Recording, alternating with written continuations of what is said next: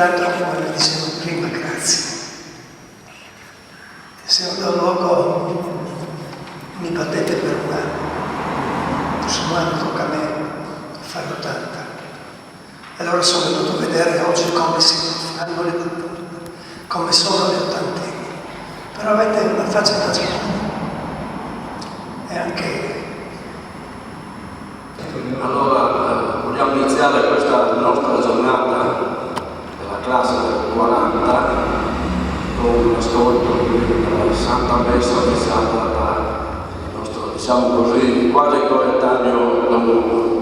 Grazie a Don Ugo, e anche vorremmo dedicare questa Santa Messa chi oggi qui non è potuto venire per vari motivi di nostri coetanei, perché siamo abbastanza qui, di quelli che siamo a Carniva siamo 35, quindi non siamo circa la metà, ma qualcuno non è proprio potuto venire per problemi di salute e altri problemi. Ecco, questo voglio dirvi che anche a loro gli dedichiamo questa Santa Messa di ringraziamento che noi oggi cominciamo con questo. Grazie anche alla sorpresa qui del coro, mi fa piacere. Qualcuno forse si è strepitato, qua vedo due figli, forse si è strepitata, anche tre, abbiamo la famiglia che si è strepitata, che oggi ci aveva promesso che veniva per noi, però Ecco, di nuovo grazie, adesso ti dico Ugo come qualche coetaneo, una buona festa e un arrivederci, dico un arrivederci almeno fra 5 anni, meglio anche prima, ma fra 5 anni, insomma, la speranza è per l'ultima morire. Grazie di nuovo. Grazie a te.